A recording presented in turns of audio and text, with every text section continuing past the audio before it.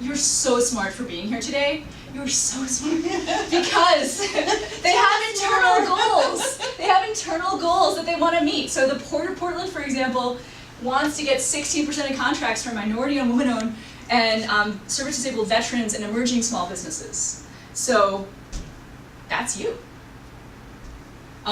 So that's just one little tiny piece of the giant government pie. They have internal goals they want to meet. You can help them. You're also really smart because they do direct awards. Direct awards are, they don't have to ask anyone else for a quote, they just give you the money. So Multnomah County will give you up to $10,000 without even getting another quote from anyone else. City of Portland 5, Oregon Metro up to 10, and actually up to 50 for certified minority-owned, women-owned small businesses, and that's why certification. If you're not certified, they're like, oh, I wish we could give you this contract, but we can't. And then, oh, sorry. The next thing is intermediate contracts. So from 10,000 to 150,000, all they have to do is get 3 bids. So you get up to 150,000. With Multnomah County, City of Portland is 100, and then Oregon Metro is 150. So this is pretty significant money. And then finally, they have, yes, it's a baby throwing money out the window. I thought you'd like that. It's like, take my money! You got so much money. I know, just take it. Intermediate contracts, I don't even have any ambition beyond that, honestly.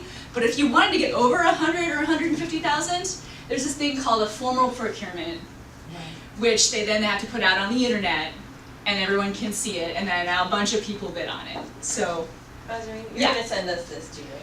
Oh yes. Yeah. Oh, you're getting this. Because you want the funny GIFs, I know. Right. So, in front of you, you will have a checklist of things that you need. And COBID and I chatted yesterday, the COBID workshop. People are like, hey, you should give this to them. I'm like, cool, okay. Some of these things you know. Your driver's license from Bananaville. Your license number, too cool for you.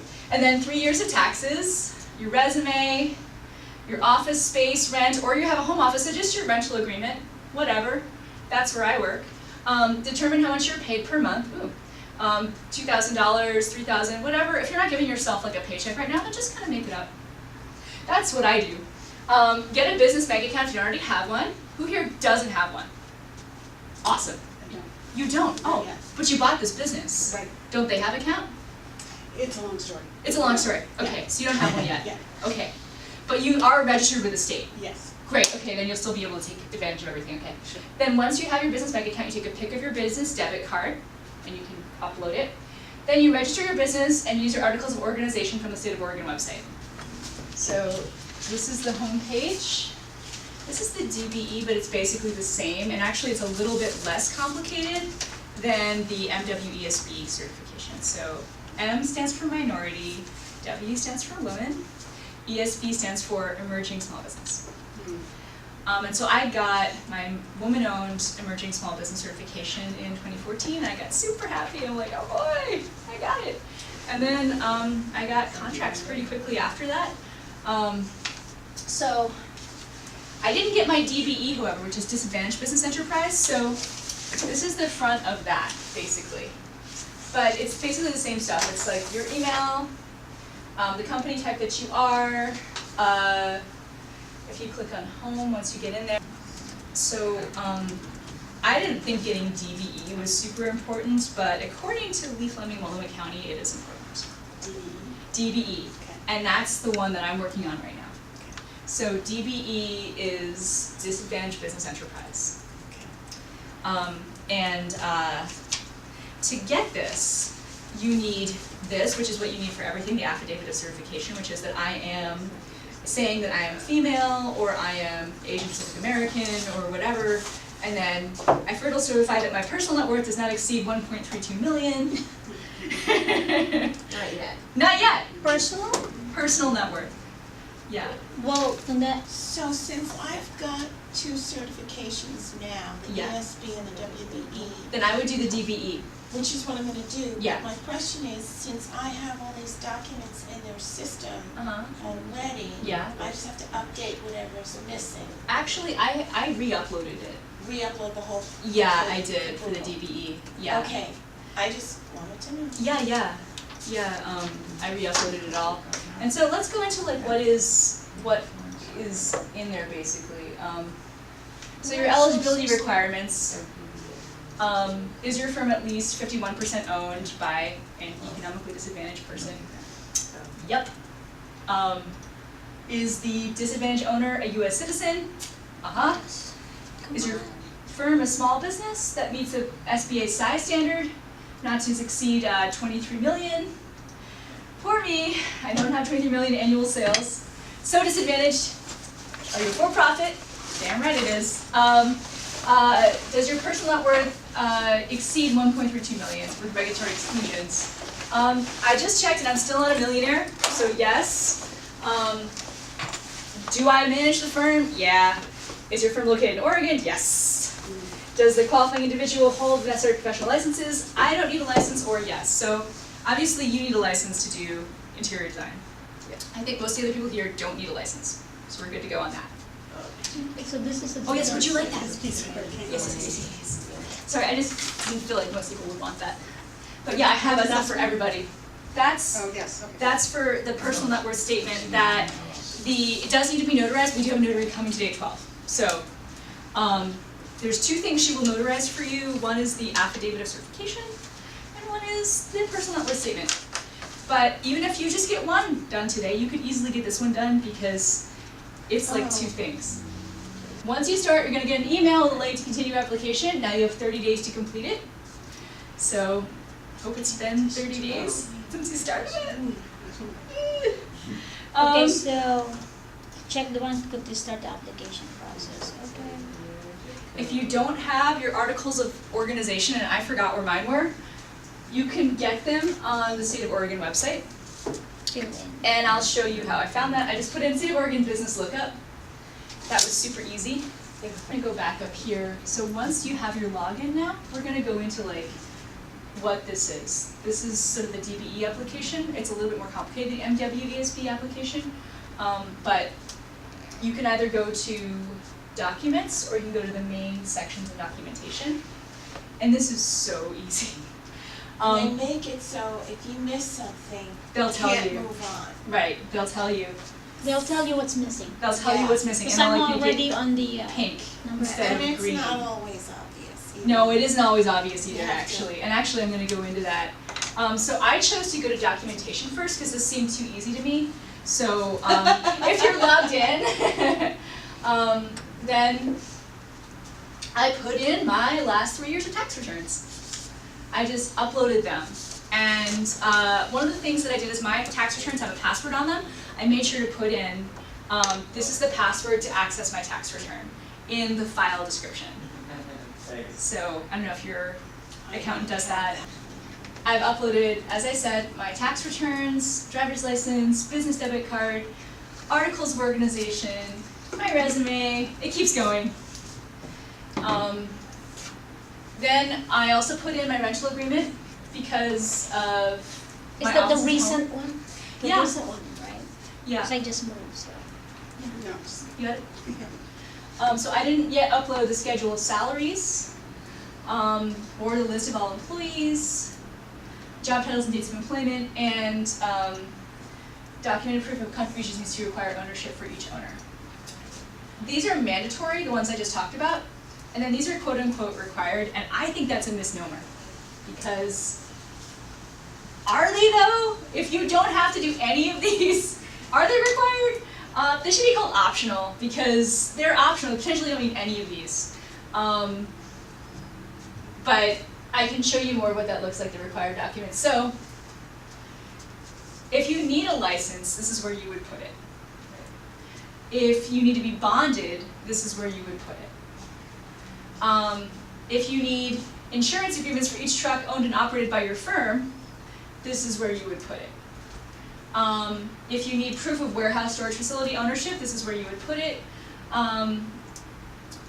Or distribution equipment owned and or leased, this is where you would put that. Titles and registration certificates for each of truck owned and operated by your company. And any other supporting documentation you wanted to add could go here. But you can also mark them all as not applicable and then click lock in and be good to go. All of this for DBE is pretty straightforward. Your basic contact info, you can do that. Prior certifications or applications, you can do that. This is your first one, right? Business profile, add that. Relationships with other businesses, this is where they're gonna ask you like, do you own other businesses that are certified? And then, are you the majority owner? Officers and board of directors, you're not gonna have that. Management personnel, it's always you. Inventory, Zarina has inventory, I don't have inventory. Financial information, these are all called section 4, and I'll go through all of these briefly.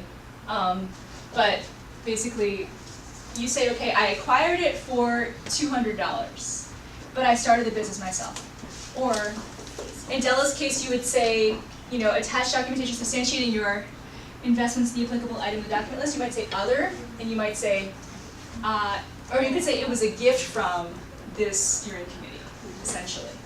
So that's what you can say. Or you can add 0 if there's no initial investment for a particular type. And then, management personnel section status in section 4. This is like, all me. Still me. Still me. It's me. Sets policy for company direction. Bidding and estimating. Major purchasing decisions. Marketing and sales. Supervises field operations. C'est moi. Perform office management, billing, accounting, receivable. I feel like it's me. Hires and fires management staff, me, beautiful me. And hire and fire field staff or crew, esta me. So I mean, Chelsea, for you and Bruce, maybe you might say that Bruce attends bid openings, for example, and maybe you perform the office tasks and hire and fire people. I'm not sure how you want to work that. Okay, but we can put it. Either one of you, or both of you, if you'd like, if it's a partnership. But it won't like affect our women-owned versus not. No. I think what they're trying to do with this is just, if you have purchase power, it's okay. I mean, what they're trying to do is keep somebody who, let's say, owns a business outright, who is let's say, a white man, from essentially saying, I am an MWESB, right? So if he has all of the control, then it's not technically your business. It's his business. So that's what they're trying to like ascertain, who is really in charge of all these things. Who's wearing the pants? Right, who's wearing the pants, right? So if you were in charge of hiring and firing people, it sounds like you're managing it, right? And then the sad thing about this page is it just keeps going, and you have to keep putting your name over and over again, but then it's done and you can move on, and so you have to put in your ethnicity, your gender, your percent owned, and frequency. How often do you do this? You put always. So that's what that is. And then you can also add more lines if you want to, but since we're all small here, I don't think we do that for a while. The next thing is your inventory. So for Susan, this is going to be quite a long list for you if you're doing your other company. If you have an office and you write it off in your taxes, even if it's a home office, which mine is, you do want to say where your address is, and then the current value of the lease. And then they want you to provide signed lease agreements if you have storage space as well.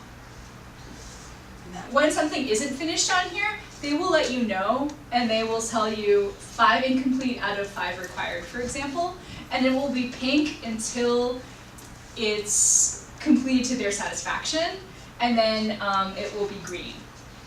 So that's how you'll know that you're done. Plus it'll tell you in the other section, 1 out of 5 completed, 2 out of 5 completed. So if I didn't do any of these, it would be 5 out of 5 incomplete, but if I finish this one, it would be like, this is green, this is 1 out of 5 completed, right? So I have my banking information, just listing where I bank, the city, state, and the name of the person who signs the checks. Then, do I rely on anybody for employee payroll? I do not, so I just click no. Bonding. I don't have bonding. Do you have bonding? Cool, okay, no bonding. Do you have bonding, Zarina? No. Okay. And then, do you have any loans? I have no loans. Do you have loans? Right, so then you have to list name of source, address of source, name of person guaranteeing the loan, original amount, current balance, and purpose of loan. So, this is the licenses and contracts section. So, current licenses and permits held by any owner. I don't need any license to do what I do, so I just click no. You need a license to be an interior designer. Technically, we don't actually. Okay, so you don't. So we don't. They're not an engineer. Right, you're not an engineer. Do you need a license or permit to do what you do, Zarina? No. Great. Then list the 3 largest contracts completed by your firm in the past 3 years, if any, and you can just say, I don't have any. That's okay. Yeah. And then name of owner, contractor, name of location of project, type of work performed, dollar value of contract, essentially. And you can put in a lot of those if you want. But you are currently working on a number of dentist offices, as I understand. So you could put some of those in there. Yeah, and we've done that actually for other projects that we applied for, had to fill Put out that in. Yeah. Yep, so put that in there. Just click on through there. And then this stuff is what we've been working on. Like this is just fiddly little things to answer. It's pretty straightforward for just about everybody here. Airport concession, probably not gonna need that. This is for the DVE though, so good to go. What is that? If you have an airport concession stand, like if you actually sell food at the airport. Or jewelry, or clothing, I any get it. store, and if you're the parking guy, whatever, If any you're a kind of- supplier too, because when Jesse, when they did this, they said even if you're supplying like these cups, you're supplying it within the to airport. a vendor or at the airport. Okay. You know, I think we're good. Yeah, I don't think anyone here is gonna. I've done work at an airport. Yeah, that doesn't count in Design this. one. No, that's pretty awesome actually. We can put that under licenses and contracts. There you go. Yeah, so we basically like went through management personnel. That's when we're gonna keep saying me a lot. And then the inventory, so if you have a lot of things like we talked about, maybe just like your big computers, list that. Your financial information is just gonna be listing where your bank account is. You're gonna upload your proof of that on the documents page. So that's just like, yes, I have a bank account, this is where it is. You can put that in right now, even if you don't have one, because you're gonna get it there. The license and contracts, we just talked about that. This one, forget it. ESB qualification, you can do this at the same time as the other qualifications. ESB is emerging small business. I have Correct. that for, so I could do that, so I should do all 3 for capital equipment leasing. Yes. Okay. And if you already, but let's just work on the one that you have currently, your speaking business. Right. You already have that, and I Right. already have mine. So all I did was just click, yes, I already have this. Right. Done. And then document list, and this is where we've been going kind of all through everything. And that is still, it'll tell you how many documents you need to add to that. The info of people in case you have more questions. So Jesse and Carrie, and they answer their phones, they do. You can also leave them a message, and I'm sorry this looks like this, but it's a link, and this is kind of what links look like in this, but it's jessie.flores@oregon.gov, and her name is the same as carrie.baxendall@oregon.gov. So, yeah, and if you didn't go to my newsletter workshop yet, you can totally come to that on December 10th. It's from 12 to 2 at Metro, and there will be food, free food. If you want to come, you can come. And we have 15 minutes before the lady gets here, so also, the end of the slides have a bigger listing of more resources. So this is the one that Ruth Miles recommended, business.oregon.gov or COBID.com, which is also at the top of your checklist here, or COBID.com. Multnomah County is how to do business in Multnomah County. Metro is how to do how Metro works with contracting opportunities. City of Portland is, this is actually a lot more confusing. City of Portland is quite confusing to figure out how to do business with them. I haven't cracked that nut. But get to know Tiffany, you never know. Could be good. Port of Portland, it's small business section of their website. Doing business with the port, you click on vendors, you'll be called a quote-unquote vendor. So I feel like the people that make it easiest are these two. But these are also the people that I know the best, so what do I know? You know. Well, they made it easy for you. They made it easy for me. They did. They did. I haven't yet contracted with Illinois County, only been a volunteer for them, but I think I'm gonna get a contract with them pretty soon.